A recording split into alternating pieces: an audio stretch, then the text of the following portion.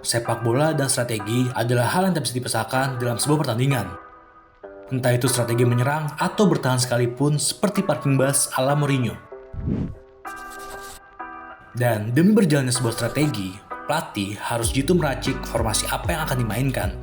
Dan mengutip dari beberapa portal berita, kini setidaknya ada 15 formasi sepak bola yang kerap digunakan oleh sebuah tim sepak bola kala bertanding. Namun, sebelum berkembangnya formasi sepak bola yang kini makin variatif berkat kejelian pelatih, dulu sepak bola hanya memiliki satu formasi. Pada saat itu, tim hanya memainkan satu pola permainan, yaitu menyerang dan terus menyerang untuk meraih kemenangan. Karena pola permainan yang terus-terusan menyerang, kebanyakan tim saat itu menggunakan formasi 1-1-8. Formasi itu menekankan pada titik penyerangan dan hanya menempatkan satu bek dan satu gelandang yang tugasnya hanya untuk menghalau bola sejauh mungkin dari gawang.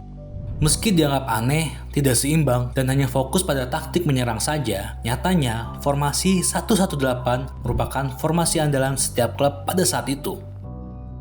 Akan tetapi, pada saat itu juga terdapat formasi sepak bola lainnya, yaitu formasi 1-2-7.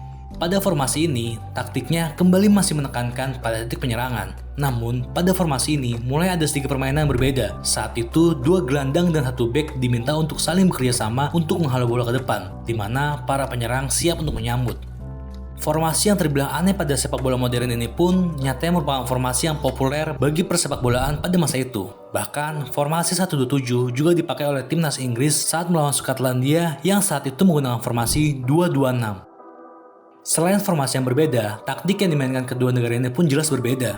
Inggris dengan formasi 1-2-7-nya memainkan taktik umpan lambung yang ditujukan kepada penyerang. Sedangkan Skotlandia dianggap memainkan taktik umpan-umpan pendek karena memiliki dua bek dan dua gelandang yang bermain di lini tengah. Usai memperkenalkan formasi 2-2-6, beberapa klub Skotlandia pun saat itu langsung menerapkan formasi tersebut. Skema 2-2-6 itu pun nyatanya mampu mengubah alur permainan. Saat itu, beberapa tim sudah jarang terlihat memainkan umpan lambung dan memilih memainkan umpan-umpan pendek sampai ke garis pertahanan musuh.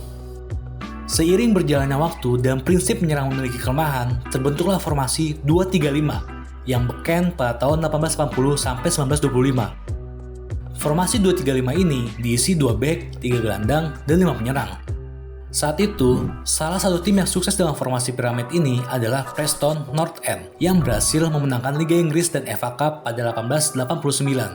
Dan pada saat itu, Preston memiliki sebuah nama panggilan, yaitu The Invisibles, karena mereka menjadi tim yang tak terkalahkan pada masa itu.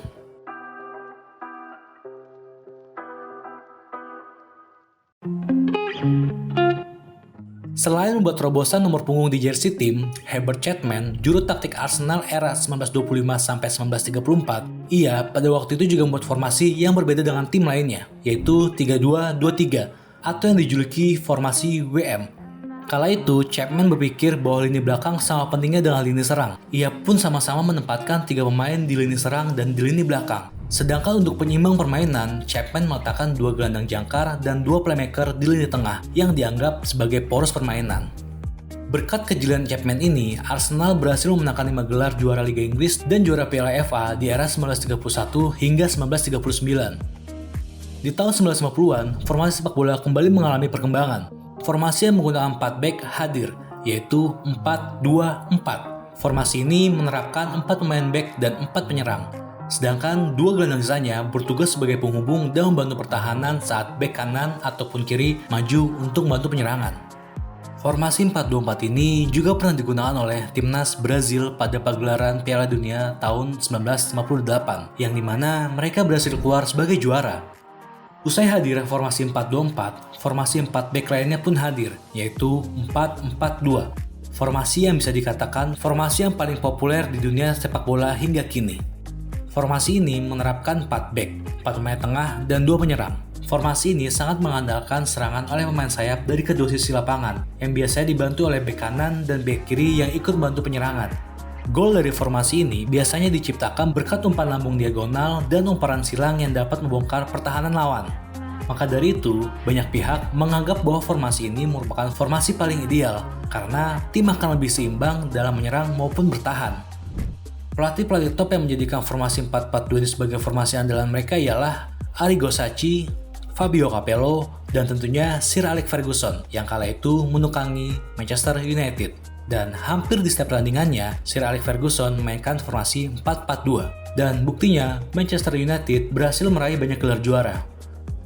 Selain 4-4-2, masih banyak formasi sepak bola yang kini dimainkan oleh tim sepak bola, seperti 4-5-1, 4-2-3-1, 3-4-3, 3-6-1, 5-3-2, dan masih banyak lagi. Terima kasih untuk kalian yang sudah menonton video kali ini. Jangan lupa share dan like videonya.